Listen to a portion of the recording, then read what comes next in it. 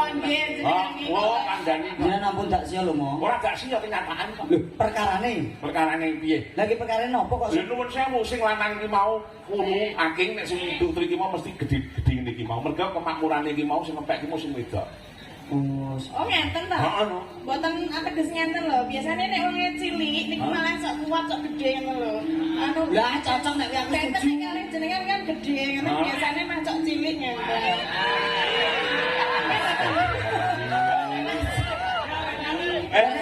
Nek niku aku cocok. Aku dong ora.